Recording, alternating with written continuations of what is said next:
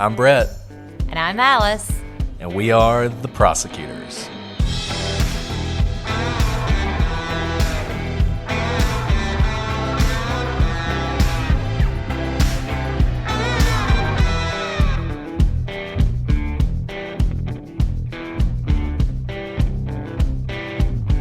Today on The Prosecutors, we continue our investigation into the mysterious disappearance of Maura Murray.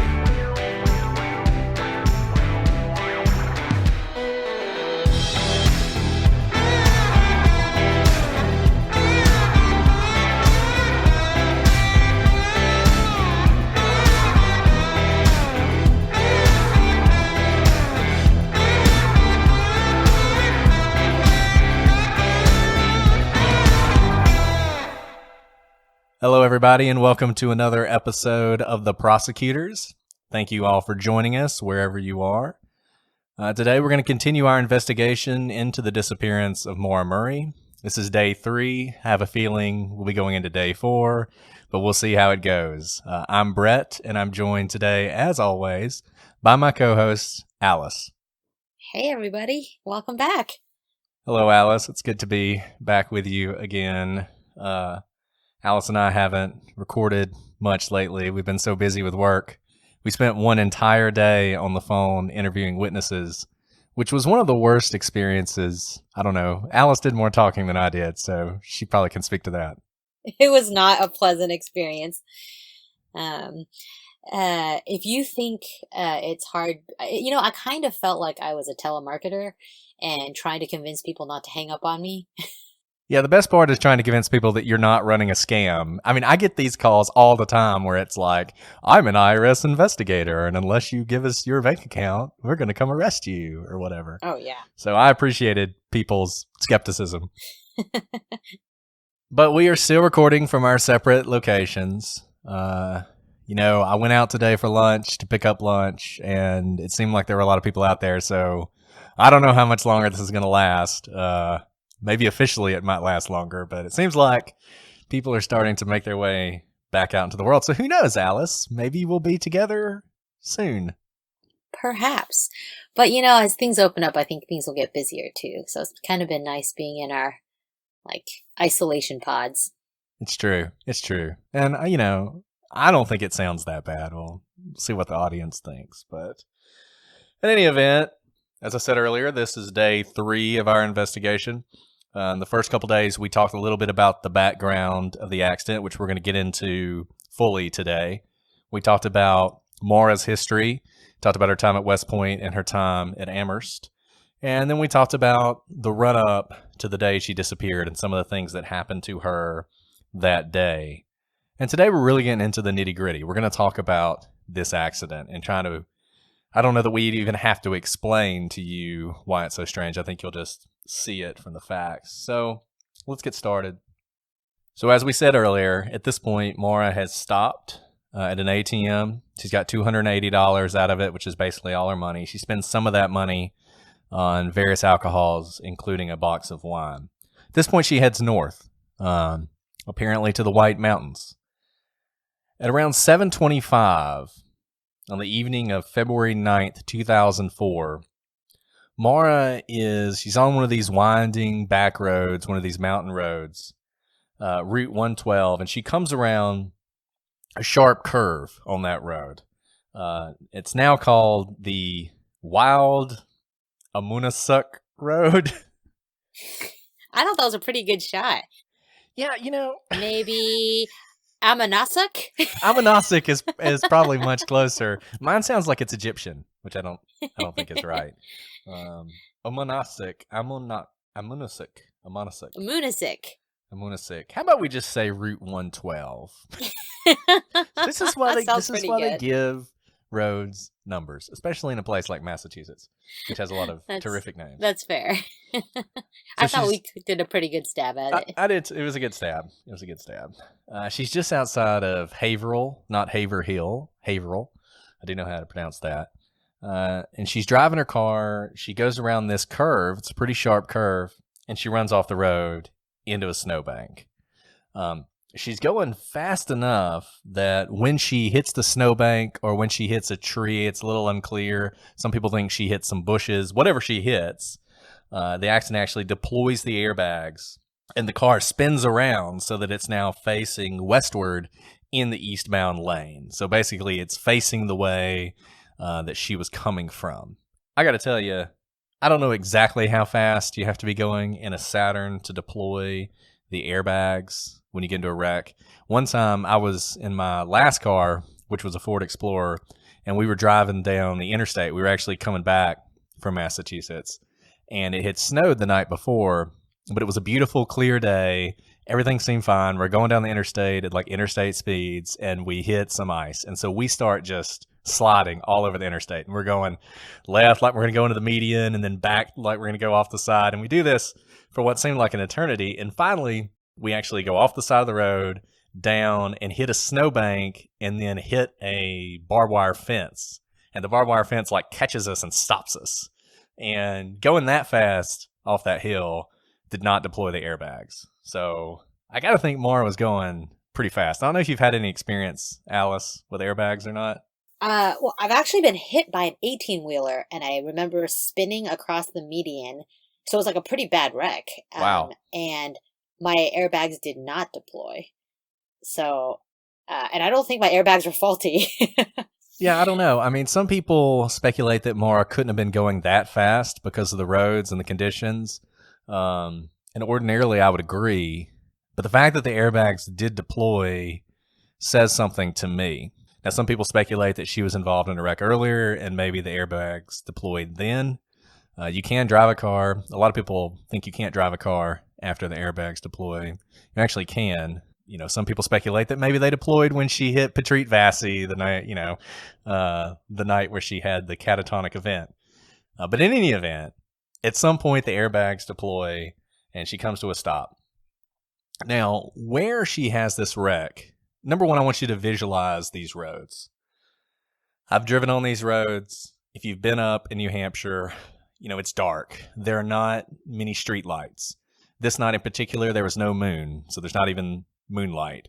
It's 7:30 at night in February in New England.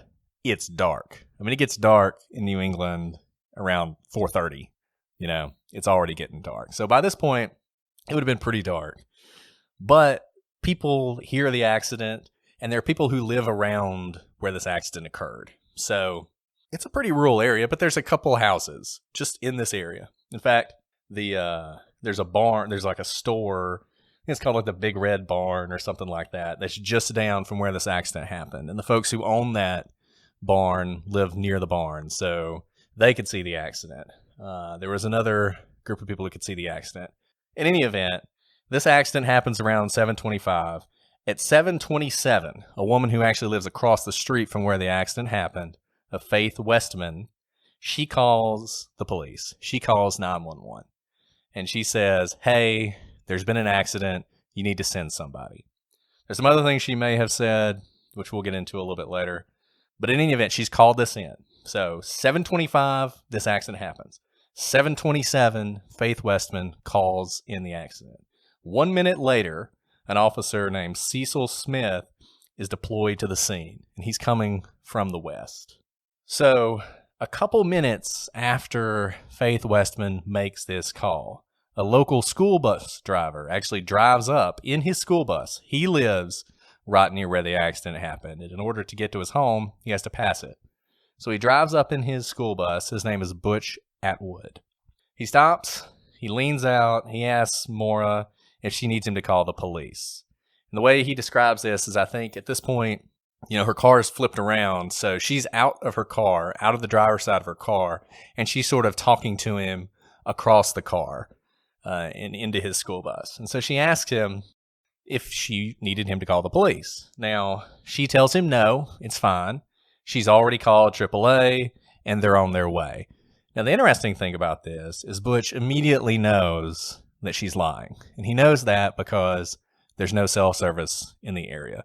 Apparently, there's not cell service there to this day. So there certainly wasn't at the time, and the people who lived there knew that. Now, You get conflicting reports about this conversation. Some people will say that Maura, quote unquote, begged him not to call the police.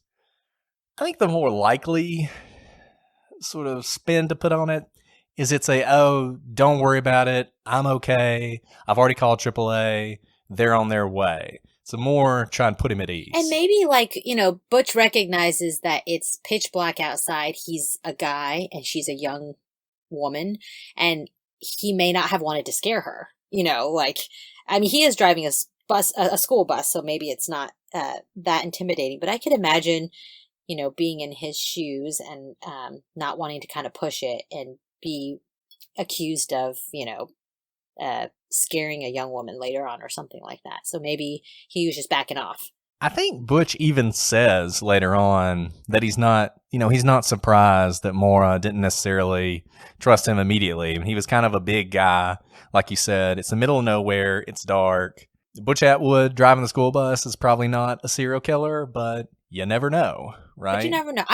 Putting myself in that situation, the Northeast at 7:30 in the wintertime is kind of a scary time, especially if it's snowing. I probably would just think I'll wait it out, or I'll figure something out. I'd rather not be the victim of some axe murder tragedy. Right. And frankly, that way of looking at it, we're going to have to talk about that in a few minutes when we get, or eventually, I don't know if we'll talk about it today, but when we get into theories of what might have happened.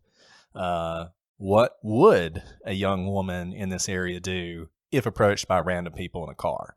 Now, we have Butch Atwood and her response to him. Now, the thing is, one thing Butch is not offering her is escape, right? Like, he's not saying, hey, jump in my school bus, I will drive you down to the next town where there is cell service, and then you can call somebody. He's just offering to call the police for her.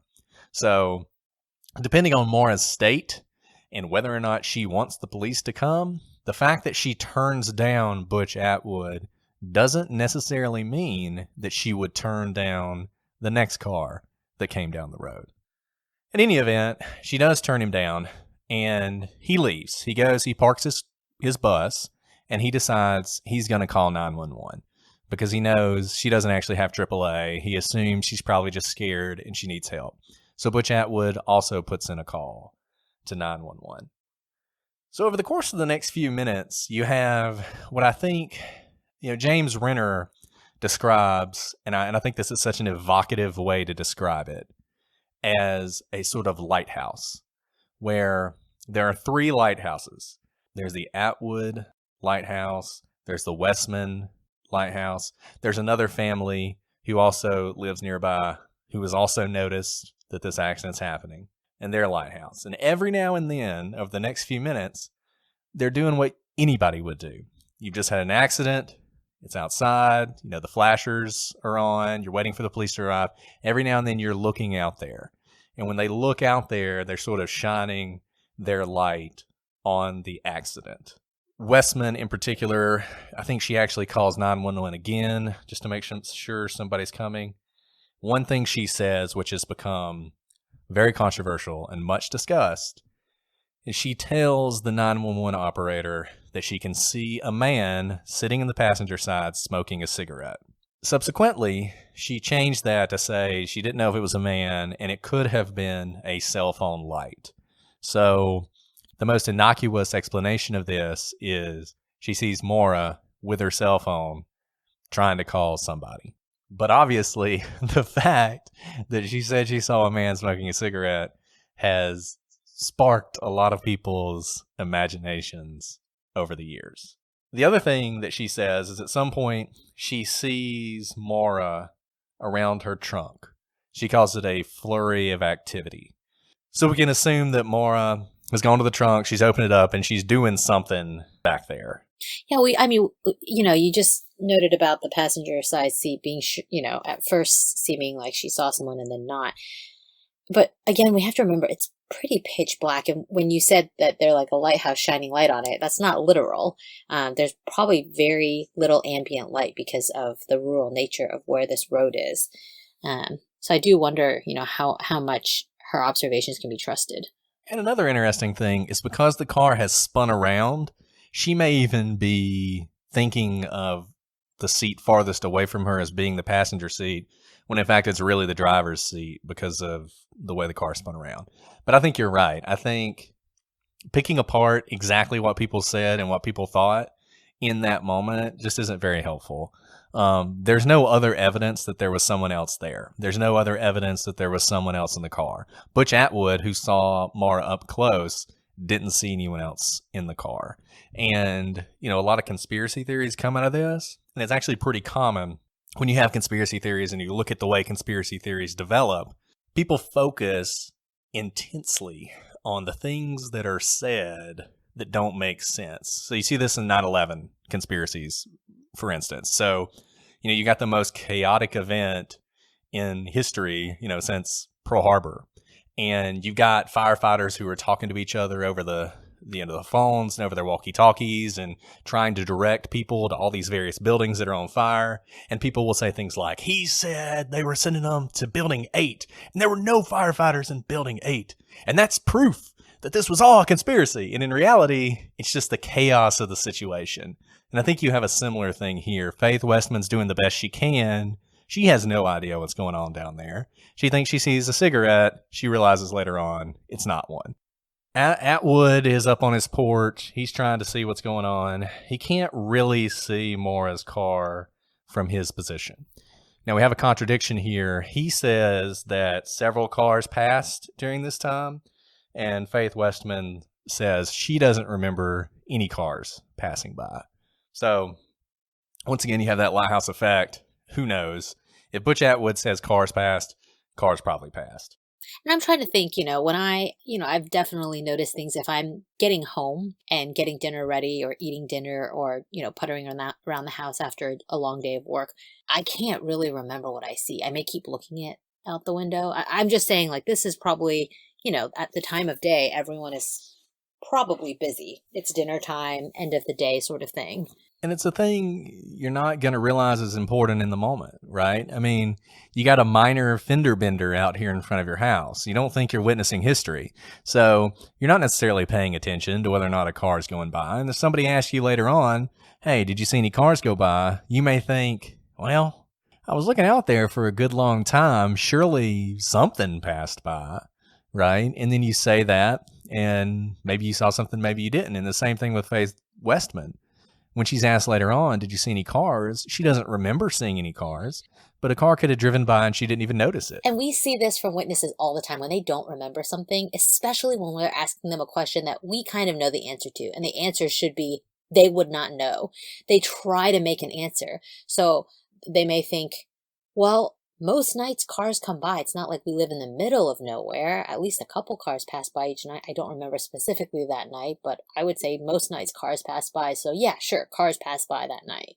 Or I don't see cars. Yeah, the subconscious mind and the way it works with witnesses, there's a reason that you have to take what people say with a grain of salt, where you're asking if you know somebody or if you've ever heard of somebody. And we have every reason to think these people have never seen that person before or heard of that person in their life.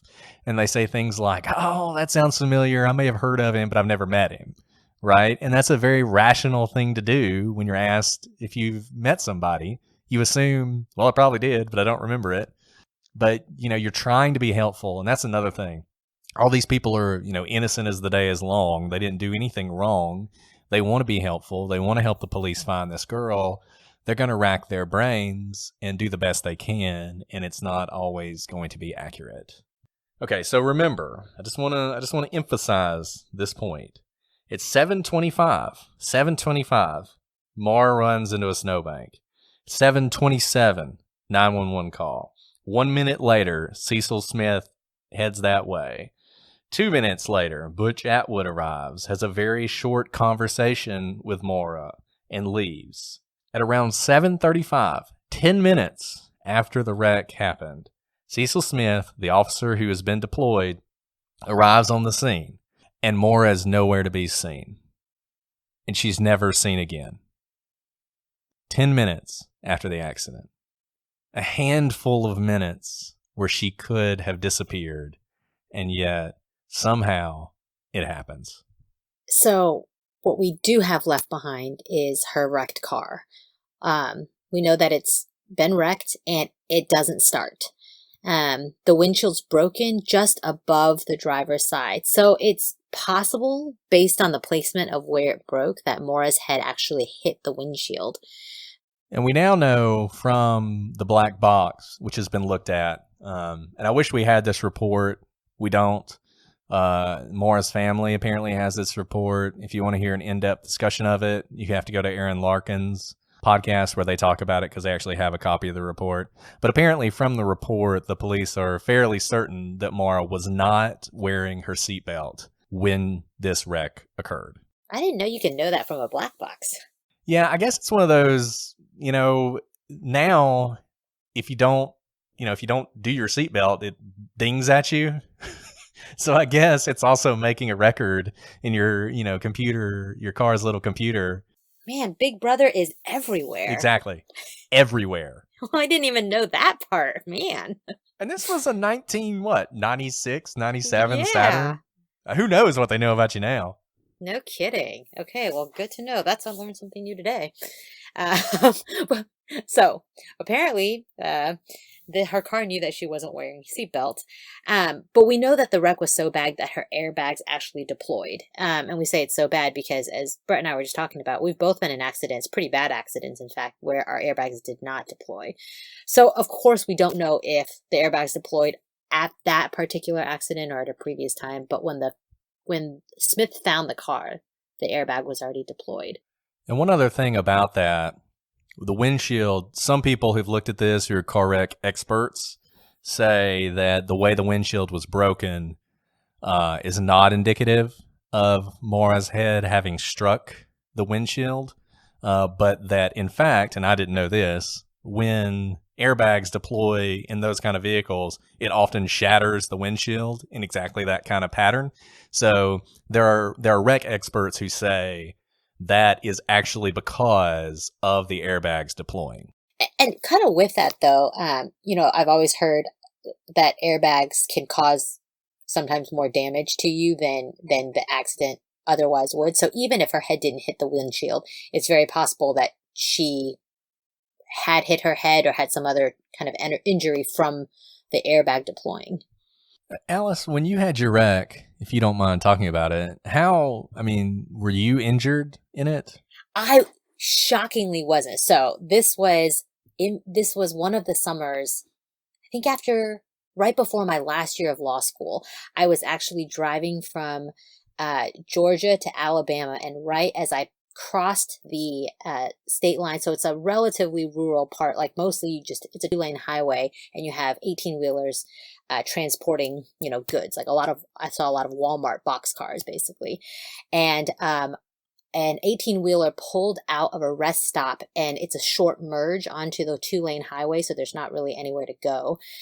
In other words, there is 2 lanes going one direction, and then a median, and then 2 lanes going the other direction, and he just merged. He just completely got over without looking, and sideswiped me. But he was so large compared to me that he hit the front part of my car, and that's what sent me spinning. So I went spinning like a top. Like, I don't know how many times I spun, but it was several times, because I spun across the median. And I know it was bad because basically everyone behind me, it was a hit and run, by the way. The boxcar kept going and never stopped. I know it was bad because everyone behind me stopped. So I had maybe 6 or 7 cars stop because they all thought I was dead. Wow. But shockingly, I was not hurt. But also my airbag didn't deploy, and I was wearing a seatbelt. But I bet even though you weren't hurt, you were probably pretty shaken up by that. Oh, there was no way I could drive. My whole body was shaking from the adrenaline and fear, everything. And I couldn't even get out of the car because I didn't know if anything was broken. And I think I sat in the car with, a good Samaritan talking to me through the window for about 15 to 20 minutes. And then when the police showed up, I stayed in my car for another, I think, 10 minutes because I was just too scared to move. So I really couldn't move. My legs felt like jelly. And I remember thinking, I think I'm alive, but I couldn't will my body to move. I remember that part. The first big accident I was in, it actually totaled my Camry, may it rest in peace, was a 16-year-old driver who had just gotten his truck back after being in a previous wreck, ran a stop sign and hit me in the driver's side door. And basically, like, I mean, he was going pretty fast, but he hits me in the driver's side door and pushes me, across several lanes of traffic into another stop sign. And it was a rough wreck. But like you, somehow I wasn't injured. I actually watched him do this through my driver's side door. I'm just lucky that the glass didn't shatter and like slice up my face. But anyway, I remember getting out of the car and I had to crawl out, through the passenger side. And I remember getting out of the car and thinking, I was fine. And then the police officer came and he was asking me questions about what happened. And I could not put together sentences. Like I could not think straight about this. And I had no physical injuries whatsoever, but I could not respond to his answers or as to his questions. And I remember the mother of this kid had come and she said something like, "Oh my goodness, he's in shock." And I was like, "I'm not in shock," but no, that's a really good point. I felt scrambled.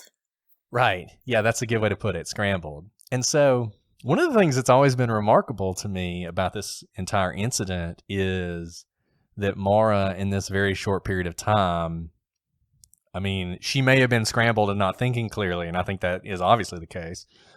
But she gets out of the car and she's got herself together enough to lie to Butch Atwood, and she's already, getting stuff together in the trunk. And this is literally in the 10 minutes after this wreck. And I just don't know how she did that, because I would think this would shake her up pretty good. Unless you were planning a wreck. I knew this was coming. There you go. Now we're down conspiracy lane.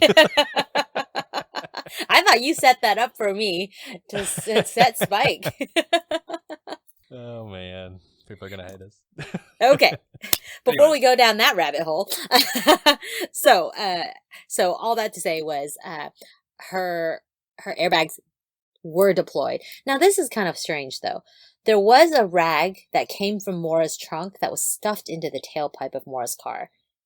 Do you know why you would stuff a tailpipe with a rag? Is there like a reason to do that? This is one of those facts that a lot of podcasts that don't really delve too deeply into this case. Like if you do one episode on Maura Murray, you make this seem like it's this huge mystery, right? Like there was a rag in her tailpipe. And usually they don't even mention that it came from her trunk.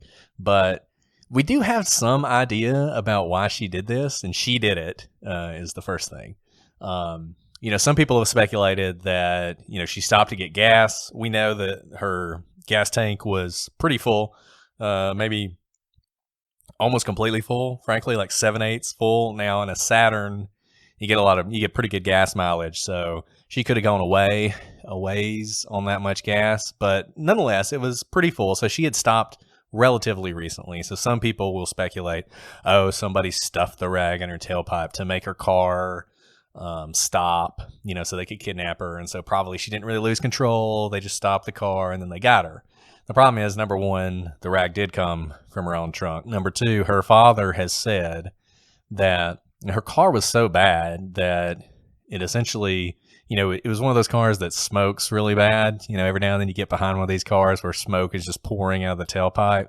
And he had told her, if you're ever worried you're going to get stopped by the police, which you will be in Massachusetts for that kind of thing, you can put a rag in the tailpipe and that'll keep the smoke from coming out long enough for you to sort of get down the road away from where the police are. So that's what people speculate she did. I think there's another possibility that she wrecks the car spins around, she tries to start the car, it won't start because of the wreck, and she thinks sort of irrationally, well, maybe if I put this, rag in the tailpipe, it'll fix what's ever wrong and the car will start. I mean, who knows why she did it? It's hard to believe she did it back at a gas station and it was still in there, because it probably would just be blown out of the end of the car. People have done tests on this and say that it comes out of the car fairly quickly. So I think it's possible that when she's digging around in the trunk, one of the things she's doing is she's getting this rag to see if she can get the car to start. I say this based on, I had a stupid experience once where when I was in high school and my car stopped and it was like smoking a little bit when it stopped. So my friends and I decided, well, maybe it's just low on coolant. And if we just put some coolant in it, it'll start, sort of magical thinking. And we got the coolant, we put it in there, and it didn't start, obviously. So I kind of wonder if maybe she was having similar magical thinking where her dad had told her, hey, if you have a problem, put the rag in the tailpipe and see what happens. But in any event, wherever she did it, it doesn't seem like it's actually as nefarious as some people try to make it out to be. I think it's weird. I mean, it's totally weird. It's totally weird. But the fact it came from her trunk and her father was able to identify it as coming from her trunk, I don't really know how her father was able to do that. That's a fair point. Like, I have a lot of, like, random crap in my trunk, and I'm not sure my father, who I don't live with, I know she recently saw him, but, like, that someone would be able to identify one of the many random pieces of junk I have in my car. Yeah, I think her father was very involved in the care for this car and maybe have even given her this rag for specifically this purpose. I don't know why he would lie about this. He's always been very adamant that he knows what that rag is. And look, his position is someone murdered her. I mean, that is what he says happened. He thinks a quote-unquote local dirtbag found her and killed her. So he doesn't really have a reason not to believe that the rag is nefarious, but he's always taken the position that it's not. All right. So remember that black box who knows everything that we talked about earlier? What we do know from the black box as well is that the car was attempted to be started 7 times since the wreck.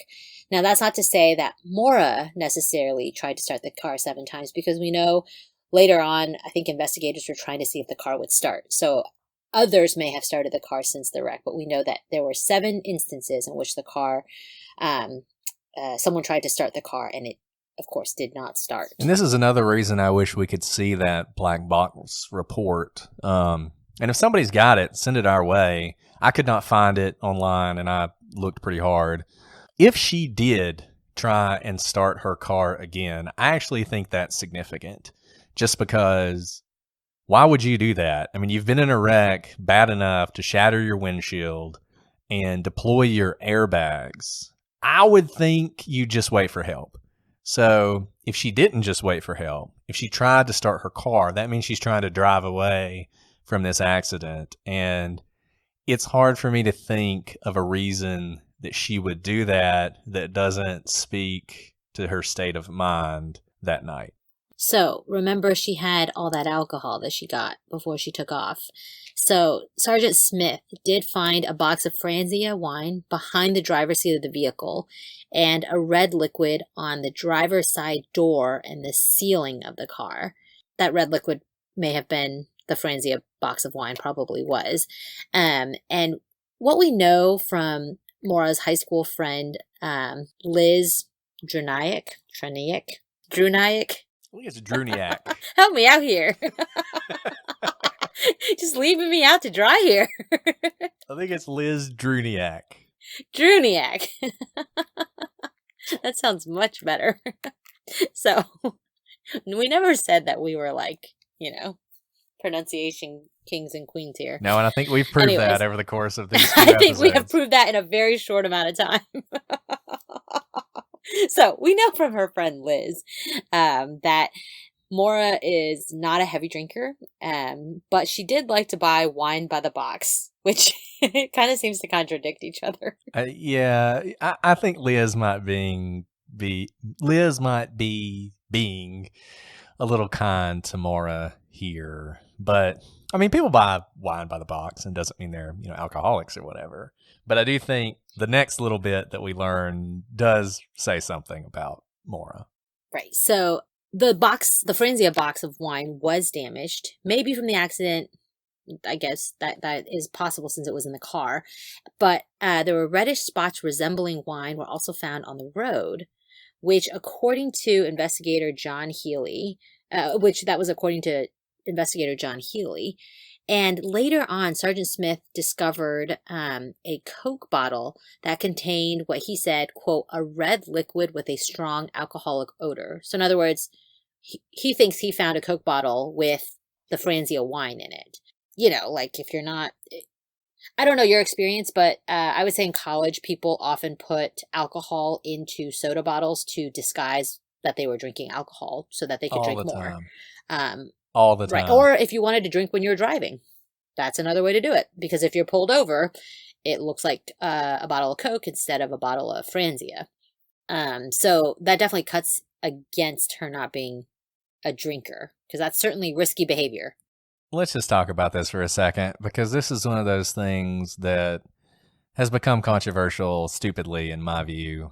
You know, I said we weren't going to spend this whole podcast talking about Aaron Larkin and James Renner, but but I feel like we keep coming back to them because they're so present all the time. So Aaron Larkin, I mean, she's very defensive of Maura, and I get that. But one of her crusades is to prove that Maura wasn't drinking that night. And she's got all these theories about this, that she had kept, or coolant. She had kept antifreeze in a Coke bottle in case she needed it later on. And that's what it is. And that's why it smells like alcohol, because it has alcohol in it. I mean, come on. Is coolant red, though? Well, so she's looked into this and has discovered that, yes, they did use red coolant in Saturns at that time. So this is part of her proof that this is really coolant. But I feel like those sorts of things really cuts against our first principle, Yes, Occam's razor. exactly. Which is like you're doing all of these hoops and twists and turns when it's like, this lady had a lot of alcohol in her car. Like, right, exactly. she did. Yeah, I mean, clearly, and there's nothing wrong with wanting to drink. Now, you shouldn't be drinking and driving, obviously, but I mean, look, maybe she's just sipping it as she's driving. It's Franzia wine. You'd have to drink the whole box, I think, for it to have any significant effect on you. You'd have to drink a lot of Franzia wine. Yeah, There's but probably I none think left over to be splattered on the ceiling. it is probably the case that and another thing that Erin points out, and I don't even understand why she points this out. She claims that there's no way the wreck could have damaged the wine box enough for the wine to leak into the car.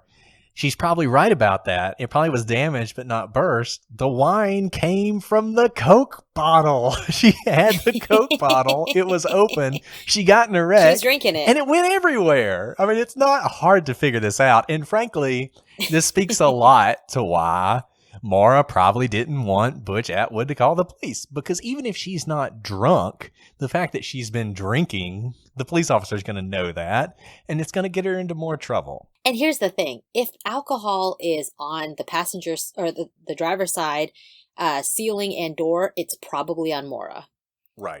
And so if someone were talking to her, like a police officer, I mean, they were talking to her, they probably would notice and smell wine on her if in fact it had spilled everywhere. Right. And Erin, in her podcast, talks about the fact that Smith wasn't a drinker. So how does he know what alcohol even smells like? And it's like, He's a police officer. Cop. Of course he would know what alcohol. Okay, so here's the thing.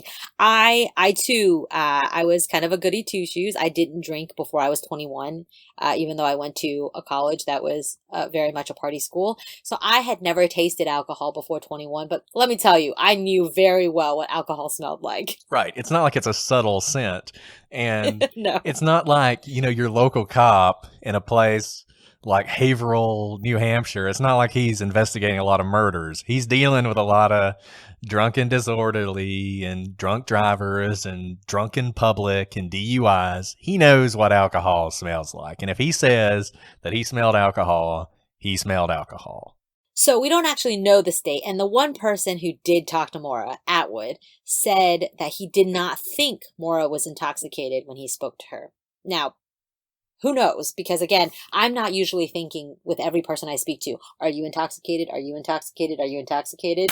In fact, oftentimes I will have, say, a witness interview, or just in my daily life, I'll talk to someone who seems off, and I'll just write them off as being a little bit eccentric, or just, everyone's a little bit different and they don't have to necessarily act a certain way. And it isn't until later I find out that they actually have major mental issues or they were under the influence. Because sometimes it is subtle enough where I try to give the benefit of the doubt to the person. My first thought is not this person is, having a psychotic break or drunk or under the influence or some other thing like that. And a couple things on this. Number one, it doesn't matter if she was intoxicated. I mean, I guess it matters, but if she were drinking but not intoxicated, she has the same incentives to avoid the police as if she was dropped down drunk. If the police show up to a wreck and they smell alcohol in your breath, you got a problem. And you got a problem even if you're not over the legal limit. Most people don't know this, but DUI and DWI, often in a lot of states, including, I believe, New Hampshire, are different. One is driving while intoxicated. That's if you're .08 or over. If you're under .08, but you register some alcohol, the police can still cite you if there's evidence that your driving has been affected. So she didn't have to be drunk for this to matter. That's the first thing. The second thing, she'd just been in a car wreck. Even if she were drunk, the adrenaline and everything else, she probably sobered up pretty fast. If you've ever been at a party when you were under 21 and the cops showed up, you know exactly what I'm talking about. Like, you are sober very quickly. And I think that's probably what happened here. She probably had not had that much to drink. She wasn't dropped, fall over drunk, number one. And number two, she's just been in a wreck. It's a pretty violent one. She's going to have sobered up pretty quickly. So I don't actually think what Butch Atwood said is that significant, other than she wasn't like, 0.2 or something. She wasn't so drunk that she couldn't even walk.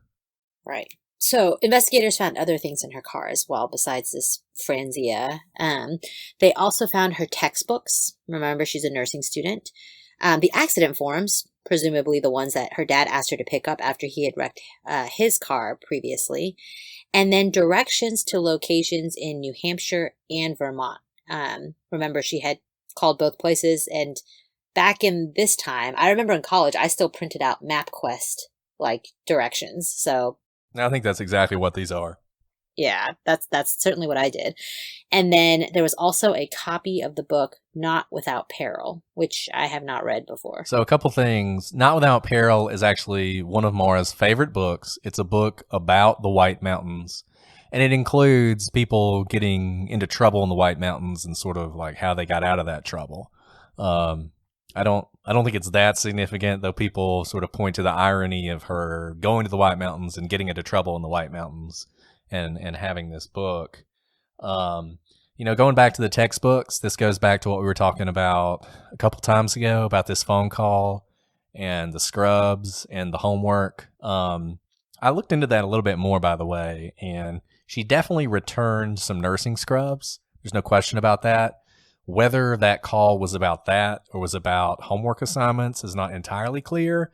But one thing that is clear is she had taken her textbooks with her on this trip. So I don't know about you, but if I was going up there to kill myself or, driving to Canada never to return, the last thing I would take with me are my textbooks. So I think that tells you something. And I think it also tells you something. And the way this is always put, and obviously we haven't seen these documents, it's always put as directions to places in both New Hampshire and Vermont, which I think goes back to this notion she's going, but it's not entirely clear where she's going. And I don't think she even necessarily knew where she was going to end up. Right.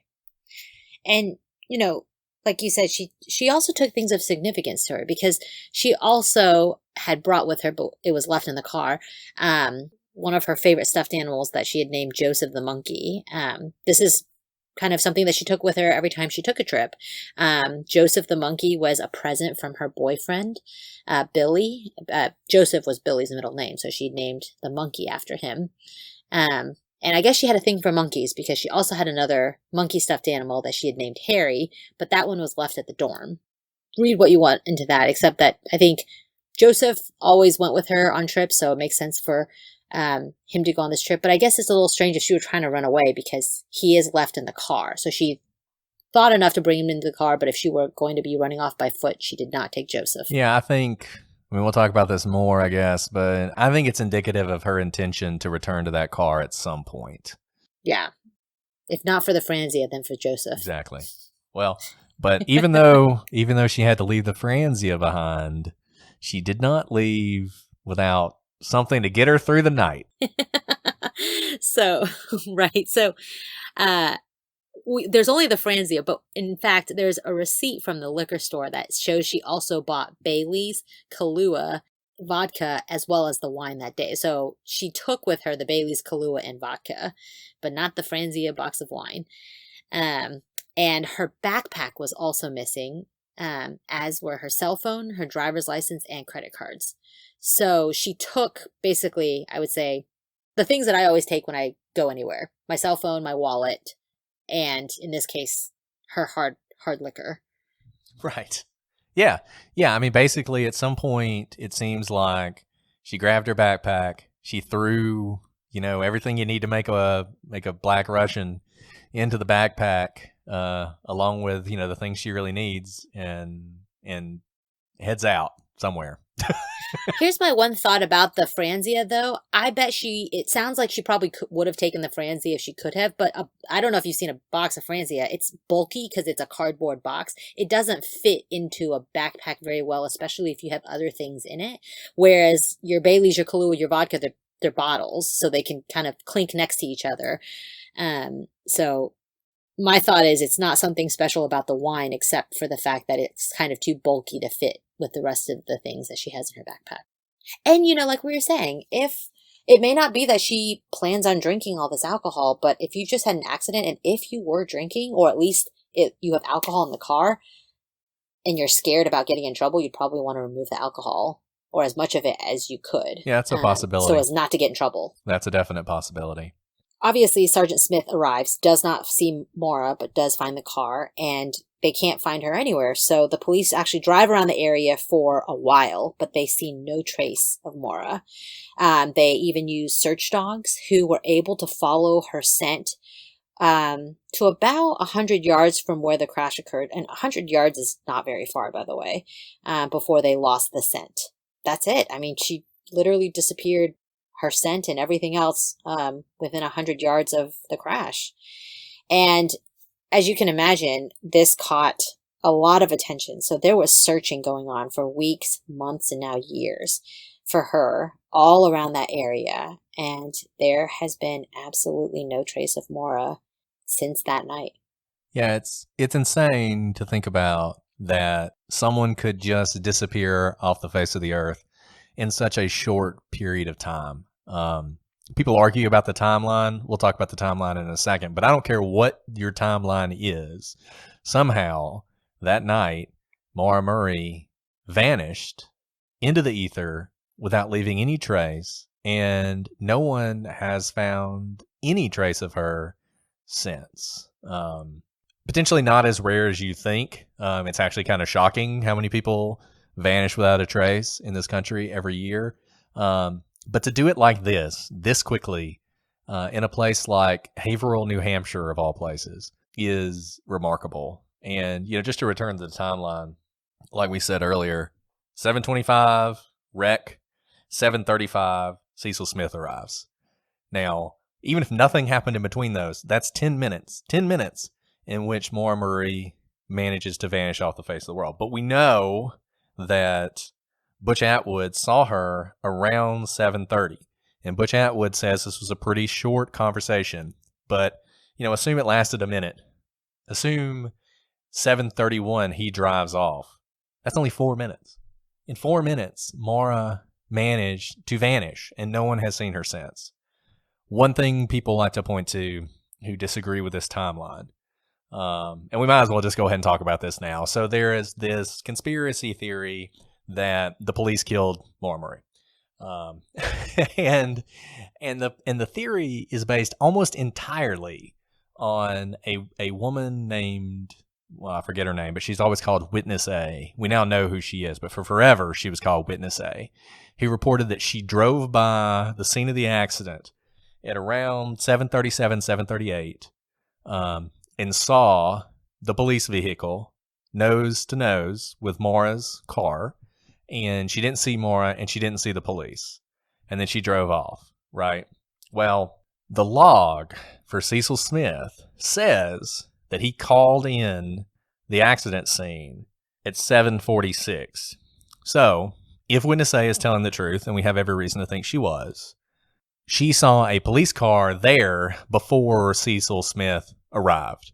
And this has led to endless speculation that another police officer arrived first, that police officer kidnapped Maura, disappeared with her, and, the cover-up was on.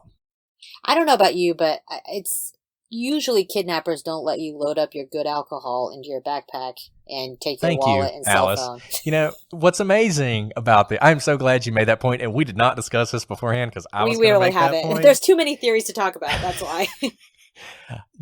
I've never seen anyone make that point, and every time somebody makes this argument, I'm just like, so you're telling me? I mean, so what? One of two things happened. Either Maura thought, oh, the police are here, let me grab my alcohol and go with them. Right. That's not what happened. Or the police or the kidnapper says, hey, why don't you take your identification so that if you're found, people know who you are? Yeah. Like the whole or your cell phone so we can track you. Before I get ahead of myself, let me just return to this 746 theme because it's so obvious what happened here. Cecil Smith shows up. Now, look, we all know, we've all seen, live PD. We know that when the police arrive on the scene, they're supposed to go ahead and call it in. They're supposed to say, Officer Smith arriving on the scene, right? And it gets noted in the logbook. He didn't do that. He broke the rules. Blame him for that. He pulls up, he sees a wreck, and he, shocker of shockers, gets out of the car to make sure everybody's okay before he calls it in. He walks up to the car. There's nobody in the car. He looks around for Maura. He can't find her. He goes up to talk to the people who called the 911 call in to see if she's at their house. She's not. He walks over to Butch Atwood's house, knocks on the door, asks if he knows who the girl is. He doesn't. Then he walks back down to his car. 10 minutes has passed, and he calls in the fact that he's arrived. And probably while he's chatting with various people, witness A drives by and sees his car and no people. That's what happened. That's what happened. That's very likely because here's the thing. If this accident is as bad as it seems, he's probably just worried that someone's really hurt and time is of the essence. He wants to get someone help as opposed to following the rule book. I've seen this a lot of times. Body cameras are supposed to be turned on from police officers when they, initiate a stop, but they forget to until after, they saw some blood, and then the camera, starts a few minutes later after they remember and they got over the shock of helping whoever it was and making sure the blood, the bleeding has stopped. Exactly. Their main objective is to protect and serve, not to follow, every jot and tittle of the rule book. So the fact that he didn't immediately call it in just means he didn't immediately call it in. And this poor man, look, if you think Cecil Smith had something to do with this, you just feel free to go ahead and turn this podcast off because nothing we're going to say are you going to like because it is so absurd. And I'm not saying the police are never involved in nefarious actions. They are. But here, this poor guy, worst night of his life, man, if he had just had this night off because he gets called to the scene of this accident and for the last 15 years, he's been dealing with it. And, tragic coda to this case. Cecil Smith eventually kills himself. No. Now, yes. Really? Now, that is so sad. Now, he had early onset Alzheimer's, and he didn't want to deal with that. Totally understandable. But interviews with his family have talked about how this haunted him for so long because people continually questioned whether or not he was involved in a cover-up of Maura's murder. Because, frankly, most people don't even think he did it.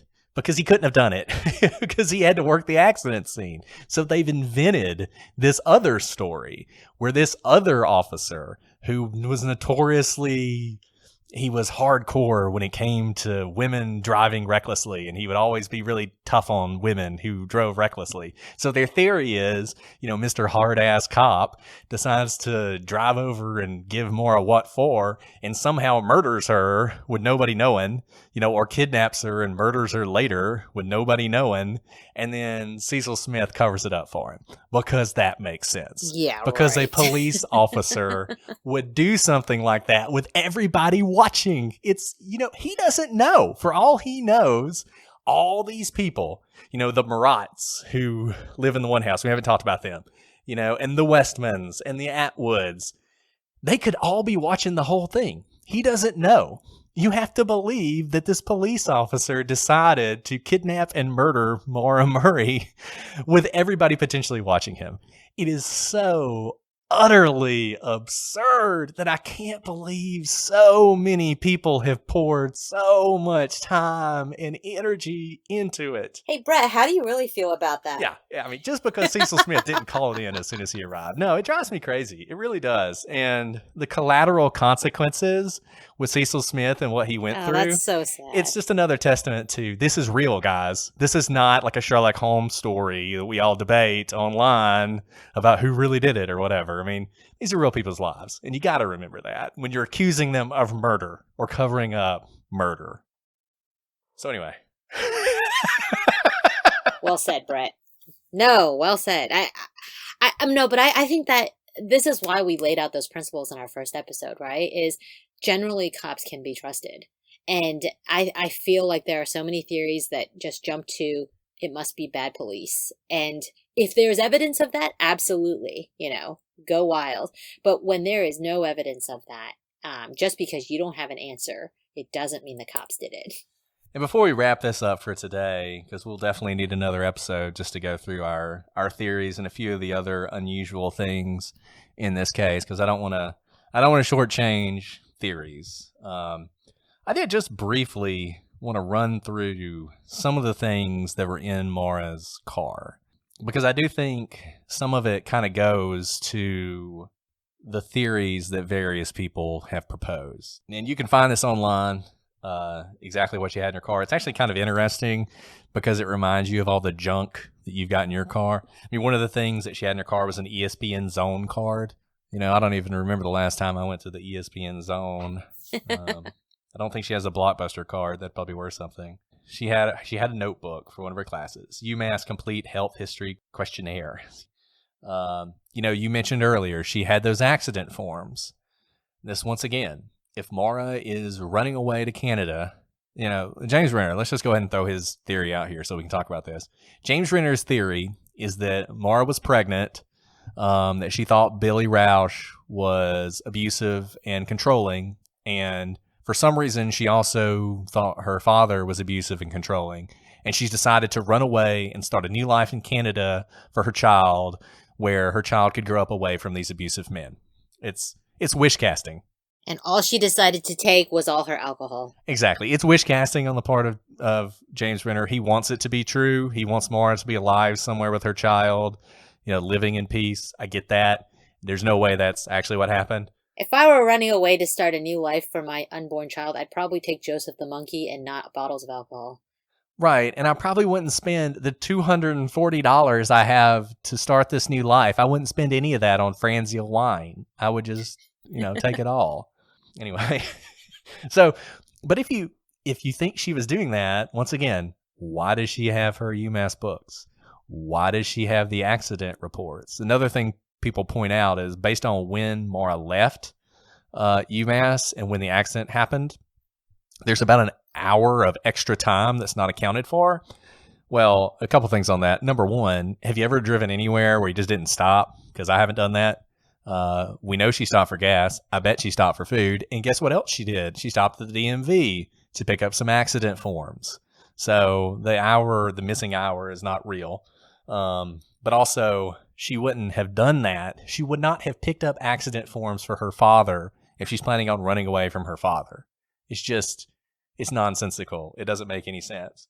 The one about Maura being pregnant, they found her birth control in this car. With several pills missing. That indicates to me that she probably was on birth control. Doesn't necessarily mean she's not pregnant. She could have gotten pregnant anyway, but she took her birth control with her for a reason. But typically, for maybe people who don't know, if you are pregnant, you usually stop taking the birth control. And right. If you, that's just truth, because even if you are trying to cause a miscarriage or something, I don't believe that's how you do it. And so there's kind of no reason to be taking birth control pills for anything if you were pregnant. So more likely she was taking them because she wasn't pregnant and was trying to avoid pregnancy. And James Renner bases this pregnancy thing on the fact that she had Googled, how does alcohol affect pregnancies? And, how much drinking affects a child. Okay, all I have to say is if you've ever been a young girl, like any time where it would have been difficult to have a baby, I think every girl, whether they are sexually active or not, is terrified that they accidentally got pregnant, like from the swimming pool. And I'm kind of joking about that, but I'm not. So if you in fact do have a sexual partner and you are having sex, it is a completely normal thing for any woman to be afraid that she's pregnant. And it just so happens that one of her assignments for her nursing class was to investigate the effects of alcohol on an unborn child. So there's an easy, you're right. I mean, we all know people who've been in that situation. There's a perfectly valid reason why she would be doing that. So, I mean, really, James Renner has a new theory that we'll talk about tomorrow, but his initial theory is just, and I love him. He's a great writer. And what he thinks happened, by the way, just so you know, is that she was going up there with another person. That person was driving ahead of her. She gets in the wreck. At some point, the person realizes she's not behind them anymore. They turn around, they come back. She jumps in the car and they take off. And the advantage to his theory is it explains how she could disappear so quickly because she was expecting this person to come back. And as soon as they did, there was no conversation needed. She just jumps in and they go. Now, as Alice pointed out, if you really were running away to start a new life and you were waiting for the people to come back to pick you up, would the last thing you decided to take with you be your alcohol? Is that what it would be? You know, I mean, she left a bra behind. I would think she'd be more likely to grab the bra than to grab the bottle of Bailey's. Or your birth control pills. Or your birth control pills, yeah. Or your toothbrush. And, you know, if you hated Billy so much and you thought he was this controlling maniac, why'd you take the monkey? I mean, wouldn't the monkey just remind you of Billy and how much you hated Billy and how you had to leave your entire life behind because of Billy and he's a controlling jerk who's trying to kill you or something? Oh, and she also left her deodorant behind. I would take my deodorant. Yeah, she left her deodorant. She left I love this. She left a jar of Vlasic baby kosher pickles behind, and the jar was opened. I guess she was just driving around with pickles, eating pickles. Hey, pickles are delicious. Pickles are delicious. Yeah, pickles are delicious. Especially if you're pregnant. She had a bottle of Diet Cherry Coke. I'm not sure if this is the same Coke with the wine in it or not, and a package of Twizzlers. Both were opened. So maybe she was, you know, apparently she liked to eat Twizzlers while she drank Diet Coke. Doesn't it, like, make it fizz? There's, like, something about eating them together. Yeah, I don't know. I never liked Twizzlers. I'm not a huge fan of licorice in general. It just wasn't my favorite thing. Yeah, you know, she left a bottle of Victoria's Secret body lotion behind and a tube of Colgate. She left her razor behind. A Gillette razor. Okay, ladies, we all know that if you're trying to maintain smooth legs, you have to be shaving at least probably every other day, every third day. And so if you're leaving your razor behind, you're planning on having some prickly legs or you're coming back soon. I mean, she left a cassette tape of Led Zeppelin and a cassette tape of U2 behind. Just to give you a sense of the time. She still had cassette tape.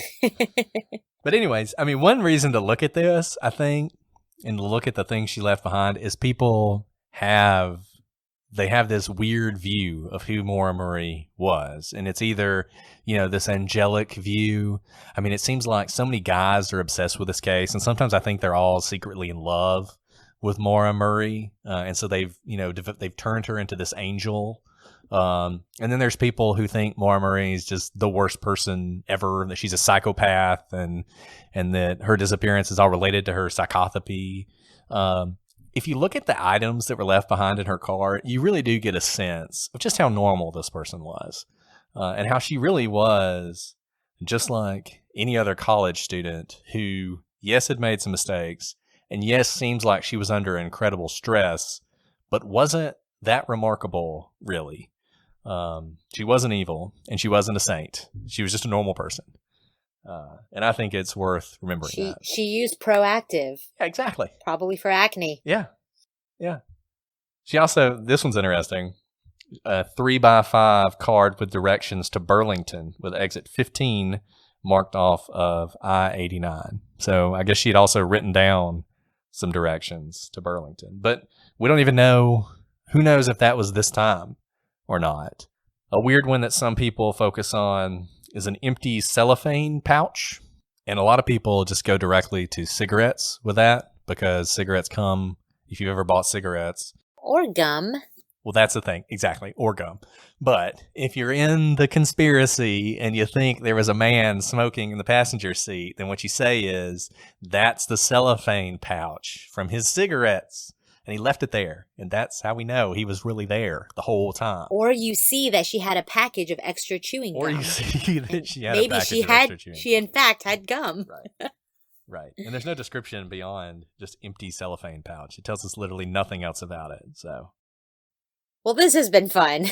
this has been fun. This has been fun, as always. Like I said, we've probably spent more time on me ranting than we should have, but we still got a whole episode to go.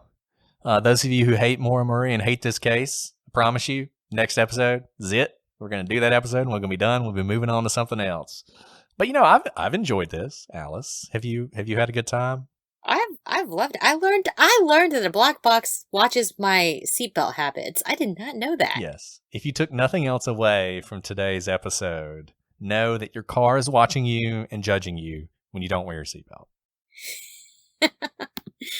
No, this has been fascinating because you guys, even though this seems like a very long discussion of Maura Murray, we're not even touching the tip of the iceberg, and so it's been fun batting it around with you, Brett. Yeah, and I just want to remind everybody that Missing Maura Murray is on like episode 108, so don't judge us for our 4 episodes that we're spending on Maura Murray. I think we're actually being quite restrained. We could have gone through they do an entire episode on what's in her car. An entire episode just going through that list. So don't blame us. I mean, it is a long list, but we could have summed it up for you. Yeah. And I think a lot of things you take on a trip and a lot of junk. And a lot of junk. A lot of junk you just leave behind. It's been a pleasure as always, Alice. I look forward to the day when we are once again together, looking into cases, breaking them down, not across town from each other, but across the table. That will be a good day. It's coming soon. I can feel it. It's going to be a fantastic day. The birds will chirp.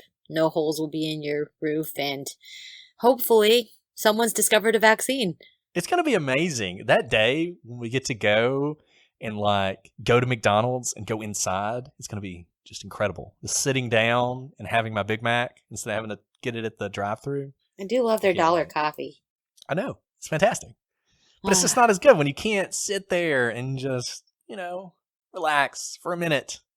Or like Waffle House, I miss Waffle House. I miss I miss a lot more chain restaurants. I love Waffle House.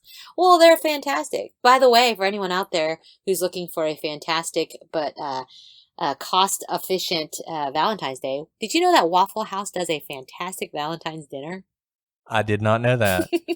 It's like it has a cult following. It's fantastic. Wow. So, and they book out. We're not getting paid by Waffle House either, by the way.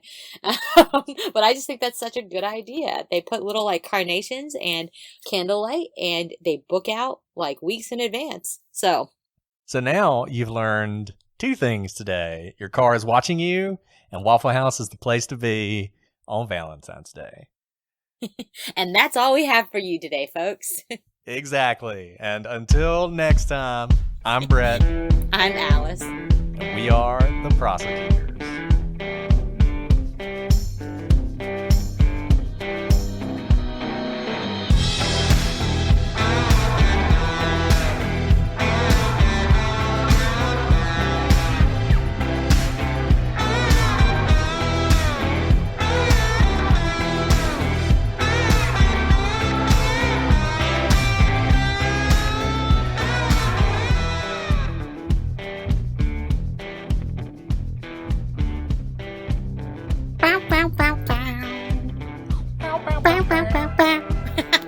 I got a little too aggressive, maybe. It was really funny. That's why I joked. I was like, tell us how you really feel. Yeah. Just, I don't know. It bothers me. Hey, I think people want to hear the passion. They do. And they will get the passion. I will bring the passion. You brought the passion.